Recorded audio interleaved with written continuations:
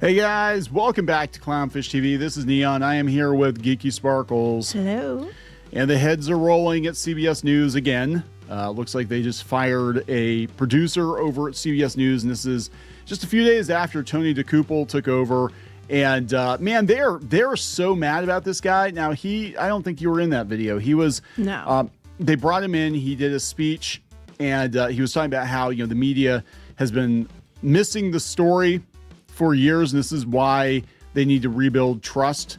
And it's not missing the story. It's called lying by omission. Like you deliberately, and I'm seeing it again now. What the situation that's going on now is that you deliberately are only presenting one side that skews your way, and you are not. And I mean that's across the board in the media. I want to point out. Yeah. And you're not putting the truth, and people just want the truth. They want to see it from multiple sides. They want to be able to make their own opinion, not have you tell them what it should be by lying by omission. So they're really gunning for this guy. He's only been there for like a week. But Adam Carolla even called out the media. He said, no, you guys didn't miss the story. You lied, and that's why nobody trusts you. And that's exactly what it is. I do believe that, yeah. I think most rational people, which I think is the majority of your being fair, they don't trust the media. That's why things didn't go the way they wanted to multiple times, because people aren't listening to them anymore because they know they're full of shit. But what's interesting is that these media outlets are trying to get this to stick. This is a new term. I've never heard this term before. They were after Bari Weiss because they brought Bari Weiss in to, I guess, reform, depends on the way you look at it. I'm using finger quotes here, CBS News. And they've been calling her like MAGA or MAGA adjacent for a while, even though she's an old school liberal, lesbian, Jewish, you know what I'm saying? And they brought her in to kind of gut CBS News and start over. So they've been gunning for her. Well, now they're gunning for this Tony guy, but they're not coming right out and saying this guy's a Trump thumper. They're calling him MAGA-coded. Oh my God. MAGA-coded. Okay, so this one thing that irritates the shit out of me. They keep doing this because they keep wanting to label you. And then they find out that you are basically not that thing. They make you as they list coded because they keep trying to assign a name to you that doesn't Dog exist. whistle. Again, let me remind you, the same little bitches that get so mad if you don't respect their identity on every little thing. When you tell them, no, I'm not this, I identify as that, they don't care. You're MAGA because we said so. You're MAGA-coded. Well, you're mentally ill because I said so, or you're a piece of shit because I said so. You're POS coded. So apparently he's married, which I did not know this. Asshat coded. Asshat coded. He's married to Katie Tur from MSNBC / Ms. Now. And she's actually defending him. And of course, it's her husband. But yeah, but they all like join in until it comes for you. MAGA-coded Yeah, because she probably knows her husband's not MAGA. Because if you're just rational, if you're just in the middle and you're like, hey, look, I don't know this guy, so I don't know where he stands. But like most of us stand in the middle, we're just like, but that's not what happened. If you look at all the evidence, this is what happened. Or, you're doing the same thing and that's not right either, or whatever. And you point out the obvious, the elephant in the room, the obvious thing that the media is trying to hide from you. You get labeled as alt-right, MAGA, istophobe, something. Whatever they can possibly do to wrap their little tiny, mini, itty-bitty brains around to make them feel morally superior and ignore the truth, that's what they're going to assign you because they want to belittle you to try to be morally superior and so they feel okay in their mind to stay ignorant to the truth. And that's what pisses me off. Well, what they're afraid of is that if this is successful, CBS News basically goes more center or even goes, somebody needs center to. right or becomes another Fox News or whatever, then the dominoes are going to fall because a lot of these media outlets, these legacy media outlets, most of them very left-wing, they're struggling. If you're basing everything in your whole business model on lies or skewing the truth for political, direction, how are you going to stay in business? Because people are eventually going to get sick of it. They don't trust you. And keep doing the same isn't going to make them trust you more. Ask NPR how that's working out for them. Yeah. Because the money's got, free money's been cut off. And this is the thing. Like, I think a lot of these networks, a lot of these websites, they only exist because they've been getting handouts. They're not bringing it themselves. They got handouts and they were able to just kind of park it. And they were used to that. At least 10 or 15 years of that where they could say where the hell they wanted to. And the money was still going to roll in. Now you have to answer to the audience. You have to answer to the consumer who actually watches or doesn't watch your show. And look at, again, MSNBC, dwindling ratings. They got spun off into their own thing. But, like, I don't know how they're going to do on their own. I don't think they're going to do well on their own because their stock tanked almost immediately once they got spun off from Comcast. So, all right. So this is coming from the Daily Beast. They're the ones leading the charge on calling Tony Doukopil MAGA-coded. They said they got rid of one of the producers. So they said senior producer at CBS Evening News has been fired amid a chaotic week for its new host, Tony Doukopil. According to reports, Javier Guzman, the number 2 broadcast producer at the now Donald Trump-friendly network's evening program, was let go following Wednesday's broadcast, the Wrap reported. It's not clear why he was fired, though the move is not believed to be directly linked to the disastrous start of MAGA-coded Doukopil's tenure on CBS News' flagship evening show. I guess he flubbed on camera and he had some jokes that didn't land or whatever. I remember when Conan O'Brien started the Tonight Show. He was friggin', or not the Tonight Show, late night. He was terrible. Late show. One source told the Wrap that Guzman may have been dismissed following a falling out with executive producer Kim Harvey. News of Guzman's firing was first reported by The Guardian media reporter Jeremy Barr. That's the number 2 producer. So here's the thing.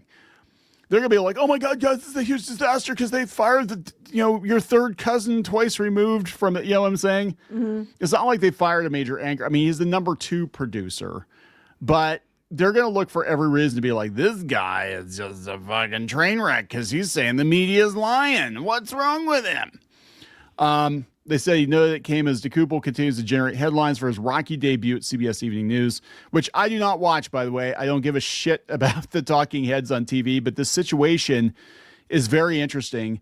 And looking at how it's all gone down, we find it somewhat relatable, even in the nerdosphere, that there's a lot of backbiting and people rooting for your failure because they, and saying that you're this or that or whatever. Yeah. Unclear what the rationale was, but led to confusion in the newsroom. And it's only week 1 of the show. The timing is obviously not ideal with him on a cross-country tour right now. It was Doukopil's Live from America tour, making his first week in the role, where he drew widespread mockery for sobbing. While discussing his childhood in Miami. Don't do that. Nobody wants to see that. So yeah, I mean, they're looking for every reason to go after this guy. I mean, major headlines like, oh my God, more chaos at CBS Evening News. I mean, I can't say anything. That's where our headlines get beat. But they've been gunning for the failure of CBS News under Bari Weiss ever since they announced that she was going to come in because they hate her. So by proxy, anybody that works with her, it's kind of like Elon Musk. It doesn't matter who you are. If you work with Elon Musk because they've decided they hate Elon Musk this week, or this month or this year, that you're a bad person by proxy, right? Mm-hmm. I mean, this is how this works, is you get cooties by, again, grade school. You get cooties by working with the wrong people. And what they're trying to do is cut the wrong people off from any support system. So they just kind of, learn their place and learn their place up and die like they deserve. Hey, richest man in the world, you need to learn your place. Elon, you need to go lay down so we can... I don't think he cares, honestly. He doesn't give a shit. You got that much money, you don't give a shit. Yeah, so this one's coming from The Independent. More chaos at CBS Evening News as producer fired just days into Tony Doukopil's embarrassing tenure. They're not saying why. They don't know why. Probably what happened was he probably clashed with them. And again, Bari Weiss, she went in and cleaned house. And I don't know what's going to happen. I mean, honestly, at this point, I think it's too late to turn legacy media around. I think it's, it's already too far gone. Most people are listening to podcasts or going on to YouTube. The legacy of media would take responsibility and they would say, you know what, we done effed up, hey, we're going to try to do better. I mean, it's going to take a while for people to trust them, but I mean, I think people would be like more willing to accept a place that says, hey, we screwed up. We're trying to fix it. We're trying to do better. Bear with us. We know we admit that we did these things. We're going to try to do better moving forward. I think people might be a little more, they're not going to listen to them anytime soon, but they'll be a little more, willing to give them a chance because they're honest and they admit their faults and they apologize for it. That if you'd be like, whoopsie, we forgot or we missed it or whatever. It's like, no, you didn't. We're not stupid. We know you did it on purpose. And it's just, the AP is like really bad about this, and they used to be bad solid about this. Yeah, the AP used to be solid. I used to do stories for them sometimes. And it was like, I saw one, I did see one the other day. And it was actually trying to stick to facts. And usually I was surprised it was in our paper. I really was. Our paper, our editor clearly has a certain leaning, which is funny because where we live, it definitely, is a Trump country.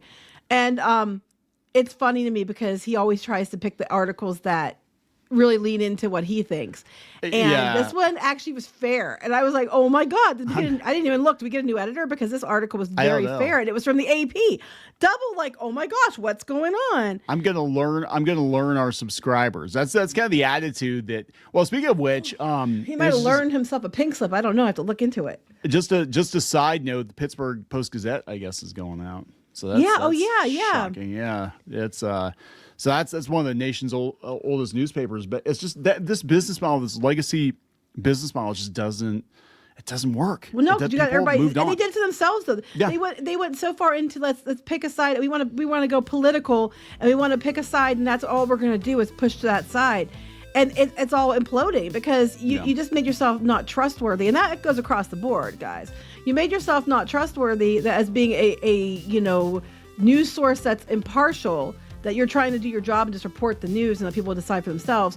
Now you're trying to tell everybody what the news is or skew it so it's what you want it to be.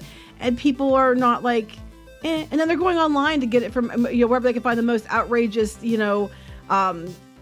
everybody, what's that called? The echo chamber. Yep. They can find to make sure that they, in their head, I'm right. See, I'm right. And that's that's the media they're going to focus on, is ones telling them everything they want to hear.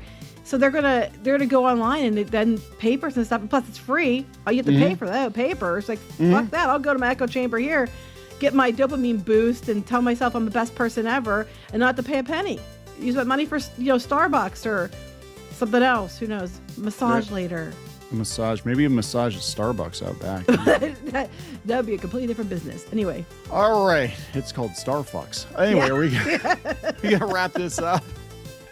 Yeah. Please subscribe for more pop culture news, views, and rants. We'll talk later. Bye.